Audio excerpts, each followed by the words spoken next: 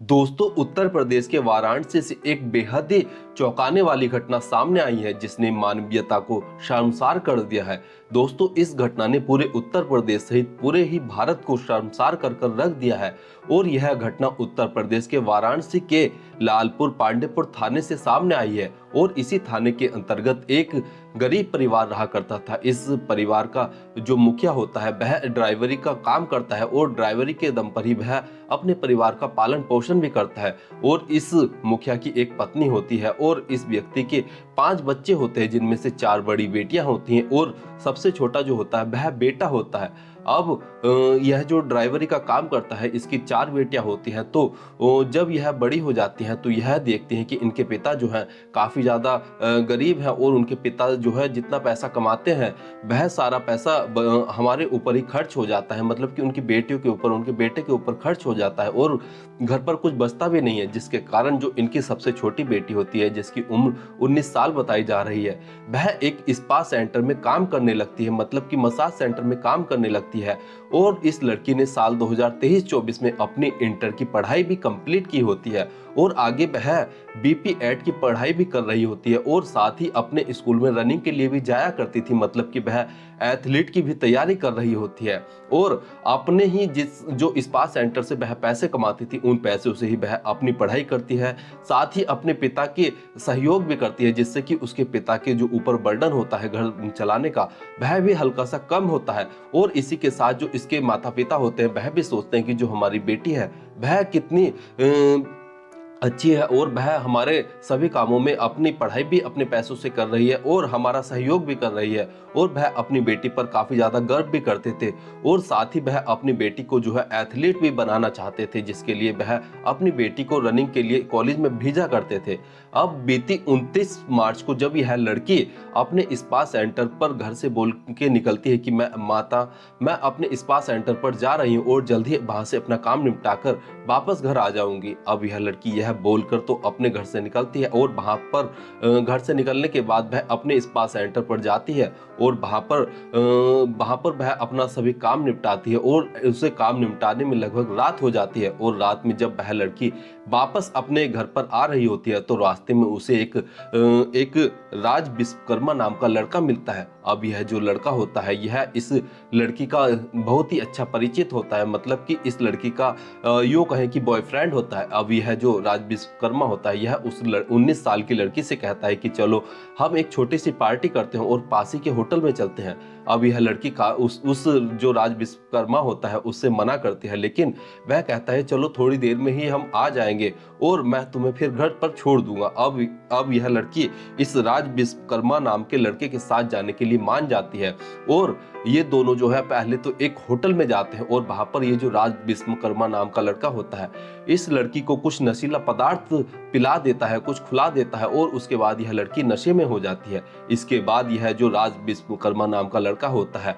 यह उस 19 साल की लड़की के एक एक कर सभी कपड़े निकालता है और उसके बाद उस लड़की के साथ गलत काम करता है, मतलब कि उसका यौन शोषण करता है। उसके बाद साथ ही यह जो राज विश्वकर्मा नाम का लड़का होता है उस लड़की का अपने फोन में वीडियो भी बनाता है। अब यह लड़की जब अपने घर पर जाने के लिए लगती है तो यह जो राज विश्वकर्मा नाम का लड़का होता है यह उस लड़की को रोककर बोलता है कि अब तुम जो है अपने घर पर नहीं जा सकती हो और तुम्हें मेरे साथ यहाँ पर पूरी रात गुजारनी होगी। अब यह लड़की बोलती है कि देखो मेरे माता पिता जो है मेरा घर पर इंतजार कर रहे हैं और देखो मुझे अब काफी रात भी हो गई है तो मुझे अब घर पर जाना चाहिए। लेकिन ये जो राज विश्वकर्मा नाम का लड़का होता है यह इतना दरिंदा लड़का होता है, यह उस लड़की की जो उसने उसकी आपत्तिजनक वीडियो बनाई होती है वह उस लड़की को दिखाता है और उस लड़की को ब्लैकमेल करता है और उससे कहता है कि अगर तुम यहाँ से गई तो मैं यह वीडियो जो है सोशल मीडिया पर वायरल कर दूंगा और जिससे तुम्हारी और तुम्हारे परिवार की समाज में काफी ज्यादा बदनामी होगी।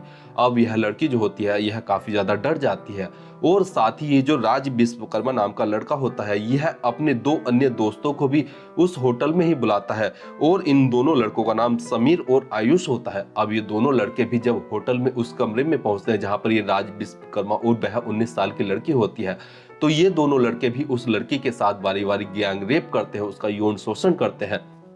अब ये दोनों लड़के जो होते हैं, यह भी उस लड़की की अपने फ़ोन में वीडियो बना लेते हैं। अब ये तीनों लड़के जो होते हैं, यह अपने फ़ोन में जो है जब उस लड़की की अश्लील वीडियो बना लेते हैं, उसकी आपत्तिजनक स्थिति में वीडियो बना लेते हैं, तो ये लड़के जो है उस लड़की को फिर एक हुक्का बार में ले जाते हैं और ऐसे ही करते-करते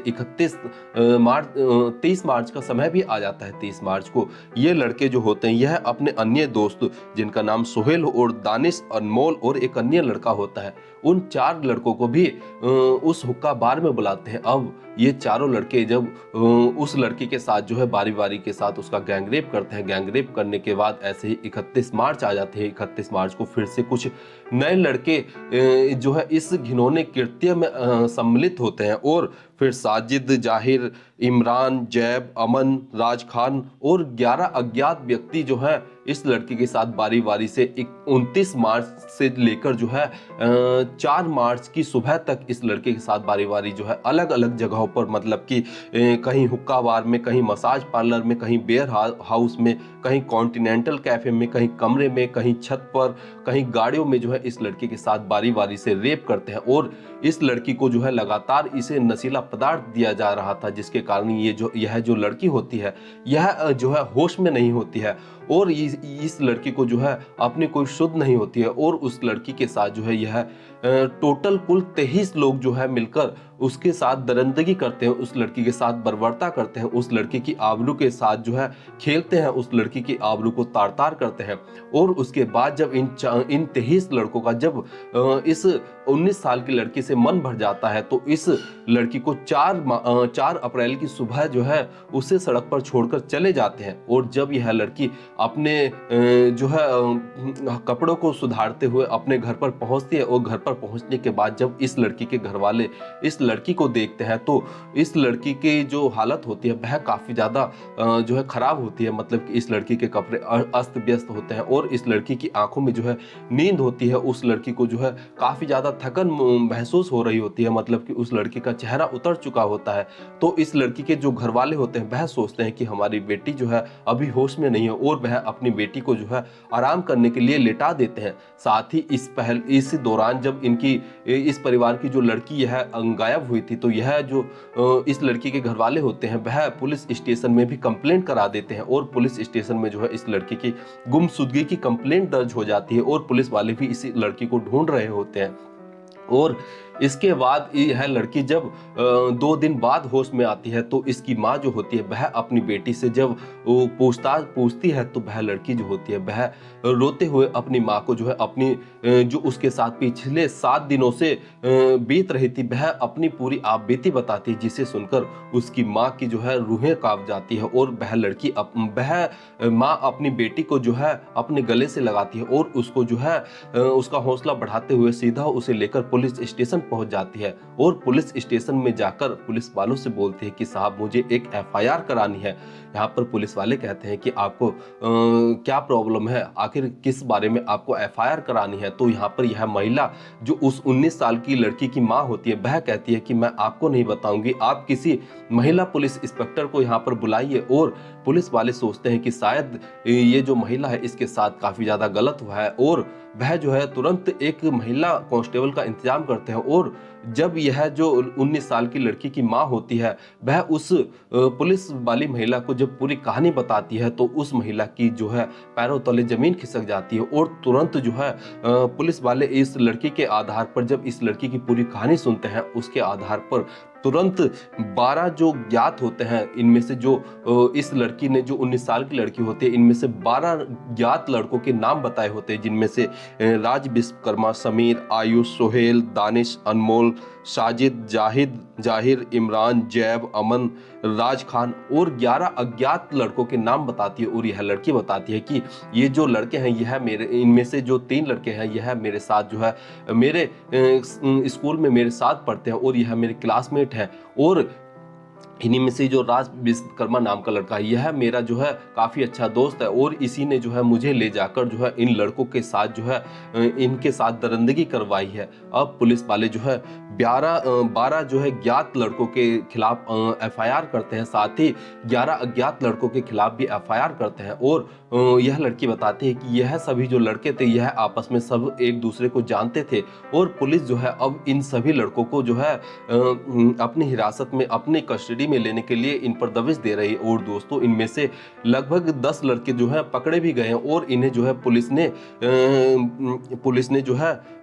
कोर्ट में पेश भी किया है और कोर्ट में पेश करने के बाद कोर्ट ने इन्हें जो है न्यायिक हिरासत में भेज दिया है। और जो इनमें से अनमोल गुप्ता नाम का लड़का है, इसकी घर वालों ने जो है इसकी जमानत याचिका भी दायर कर दी है। लेकिन दोस्तों इस तरह का जो यह कुकृत्य इन 23 लड़कों ने एक 19 साल की लड़की के साथ 7 दिनों में किया है, यह मानवता के बिल्कुल ही खिलाफ है। यह अमानवीयता को जो है शर्मसार करने वाली घटना है। दोस्तों एक लड़की जो है अपने घर से जो है अपने काम के लिए निकलती है, लेकिन रास्ते में ही उसका एक परिचित जो उसका दोस्त होता है, वह उस लड़की को जो है बहला फुसला कर अपने साथ ले जाता है और उसे नशीला पदार्थ देता है, उसके साथ गंदा काम करता है, उसकी गंदी वीडियो बनाता है और उसी वीडियो के दम पर वह अपने अन्य दोस्तों को बुलाकर उस लड़की के साथ 7 दिनों तक बर्बरता करता है, दरिंदगी करवाता है। और उसके बाद जब यह लड़की बड़ी ही दुर्दशा में जो है जैसे तैसे करके अपने घर पर पहुंचती है तो यह लड़की सारे अपनी कहानी बताती है, जिसके बाद पुलिस वालों को यह पूरे घटनाक्रम का पता चलता है। और जैसे ही यह घटनाक्रम न्यूज़ चैनल्स, न्यूज़पेपर और सोशल मीडिया के माध्यम से लोगों तक पहुंचता है तो हर कोई इस पूरी घटना को सुनने के बाद हैरान परेशान है और सोचने पर मजबूर है कि आखिर 23 लड़के जो कि उस लड़की को जानते थे और मतलब उन 23 लड़कों में से कुछ तो उस लड़की को जानते थे और कुछ उस लड़की के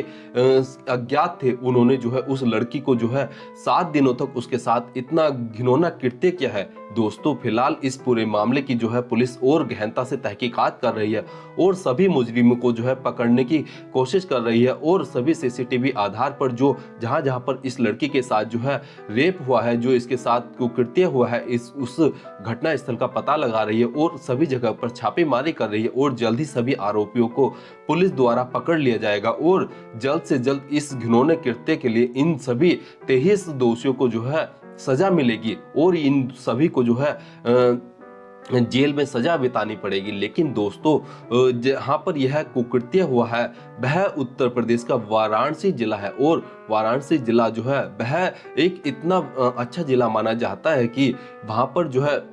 इस तरह का कृत्य होना जो है एक कोई छोटा अपराध नहीं है, यह एक बहुत ही बड़ा अपराध है और ये जो अपराधी हैं इन्हें जो है कड़ी से कड़ी सजा मिलनी चाहिए। दोस्तों इस पूरे घटनाक्रम को सुनाने का उद्देश्य किसी की भावनाओं को ठेस पहुंचाना या दुख पहुंचाना नहीं है, बल्कि जागरूक करना है, सचेत करना है ताकि आप भी सुरक्षित रहें।